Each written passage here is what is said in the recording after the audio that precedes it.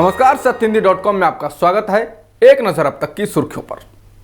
PM Modi ने आज संयुक्त राष्ट्र आम सभा को संबोधित किया। इस दौरान उन्होंने संयुक्त राष्ट्र के स्वरूप में बदलाव की मांग करते हुए कहा, ये आज के समय की जरूरत है। भारत के लोग इन बदलावों की लंबे समय से प्रतीक्षा कर रहे हैं। पीएम मोदी ने कहा कि दुनिया के सबसे बड़े लोकतंत्र और दुनिया की सबसे बड़ी युवा आबादी वाले देश को अब यूएन की फैसले लेने वाली प्रक्रिया का हिस्सा बनाया जाना चाहिए। पीएम मोदी ने कहा कि जब हम मजबूत थे तो हमने किसी को सताया नहीं और जब हम कमज़ोर थे तो हम किसी पर बोझ नहीं बने। संयुक्त राष्ट्र के सिद्धांत और भारत के सिद्धांत एक समान हैं। संयुक्त राष्ट्र महासभा में पीएम मोदी ने कहा कि भारत दुनिया का सबसे बड़ा वैक्सीन उत्पादक देश है। इसीलिए मैं आज वैश्विक समुदाय को एक और आश्वासन देना चाहता हूं कि भारत के टीके के उत्पादन और वितरण क्षमता का उपयोग इस महामारी से लड़ने में पूरी मानवता की मदद करने के लिए किया जाएगा। दुनिया में सबसे अधिक संख्या में वैक्सीन बना सकने में सक्षम सीरम इंस्टीट्यूट ऑफ इंडिया के सीईओ अदार पूनावाला ने सवाल पूछा है कि क्या भारत सरकार अगले एक साल में कोरोना की वैक्सीन सब तक पहुंचाने के लिए 80,000 करोड़ रुपए खर्च करने के लिए तैयार है। अपने एक ट्वीट में पूनावाला ने पीएमओ और स्वास्थ्य मंत्रालय को टैग करते हुए बात लिखी है। उन्होंने कहा कि इतना पैसा स्वास्थ्य मंत्रालय को भारत में सभी तक वैक्सीन उपलब्ध कराने के लिए चाहिए है। यह अगला चैलेंज है जिसे हमें निपटना होगा। बिहार विधानसभा चुनाव से पहले भारतीय जनता पार्टी ने शनिवार को संगठन में कई बदलाव किए हैं। बीजेपी की जारी की गई लिस्ट के मुताबिक 12 नए राष्ट्रीय उपाध्यक्ष बनाए गए हैं। कई नए चेहरों को जगह दी गई है। इसके अलावा राम माधव, मुरलीधर राव, सरोज पांडे और अनिल जैन को महामंत्री पद से हटा दिया गया है। वहीं दक्षिणी बेंगलुरु से सांसद तेजस्वी सूर्या को युवा मोर्चा की कमान दी गई है। वहीं ओबीसी मोर्चा के प्रमुख के लक्ष्मण बनाए गए हैं। जमाल सिद्दीकी अल्पसंख्यक मोर्चा के प्रमुख बनाए गए हैं। किसान मजदूर संघर्ष समिति ने अकाली दल पर किसानों पर राजनीति करने का आरोप लगाया है। किसान मजदूर संघर्ष समिति के महासचिव एसएस पंधेर ने कहा कि अकाली दल एक स्पष्ट रुख नहीं अपना रही है। वह बीजेपी के साथ गठबंधन का हिस्सा बने रहने की कोशिश भी कर रही है और राजनीति कर रही है। कृषि विधेयकों के खिलाफ प्रदर्शन कर रहे किसान संगठनों ने पहले घोषित रेल रोको प्रदर्शन को 3 दिन और बढ़ाने का ऐलान किया है।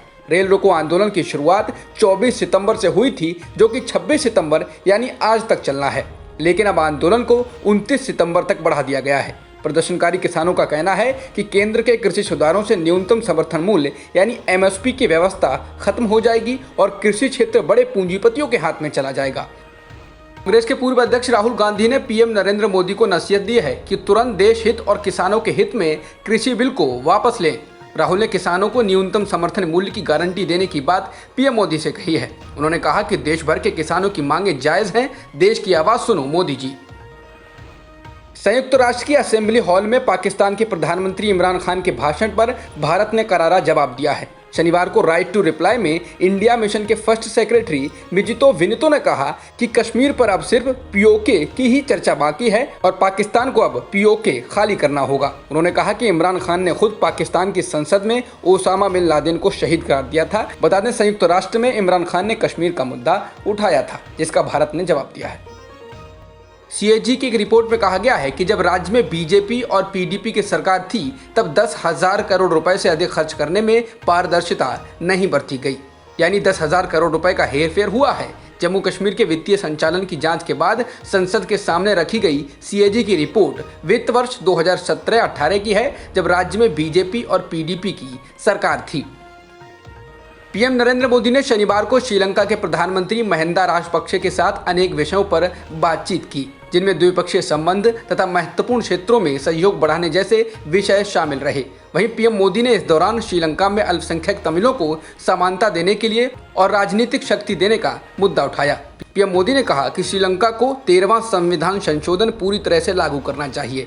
बता दें, ये संशोधन भारत और श्रीलंका के बीच 1987 में हुए समझौते के बाद हुआ था। इस समझौते का मुख्य उद्देश्य तत्कालीन पूर्वोत्तर प्रांत यानी श्रीलंका के तमिल बहुल क्षेत्र में राजनीतिक शक्तियों के हस्तांतरण का एक नया रास्ता खोजना था।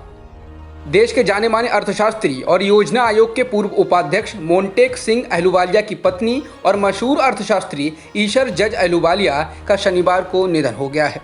वो ब्रेन कैंसर से पीड़ित थीं। अभिनेता सुशांत सिंह राजपूत की मौत के मामले में ड्रग्स एंगल की जांच कर रहे नारकोटिक्स कंट्रोल ब्यूरो यानी एनसीबी ने आज दीपिका पादुकोण से 6 घंटे पूछताछ की। इसके अलावा श्रद्धा कपूर और सारा अली खान से भी आज पूछताछ की गई है।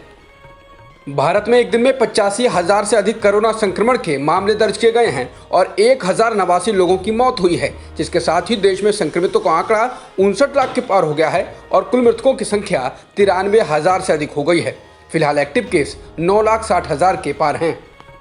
जॉन्स हॉपकिंस यूनिवर्सिटी के मुताबिक दुनिया में कोरोना संक्रमितों का आंकड़ा 3 करोड़ 25 लाख के पार हो गया है और मृतकों की संख्या 9,89,000 से ज्यादा हो गई। फिलहाल 2 करोड़ 40 लाख से अधिक लोग ठीक भी हो गए हैं। जॉन्स हॉपकिंस यूनिवर्सिटी के मुताबिक अमेरिका में कोरोना संक्रमितों की संख्या 70 लाख के पार हो गई है और मृतकों की संख्या 2,03,000 से ज्यादा हो गई है। वहीं ब्राजील में संक्रमितों का आंकड़ा 46,89,000 के पार हो गया है और मृतकों की संख्या 1,40,000 के पार हो गई है। अब तक की खबरों में इतना ही। बाकी खबरों के लिए बने रहिए सत्यहिंदी.com के साथ।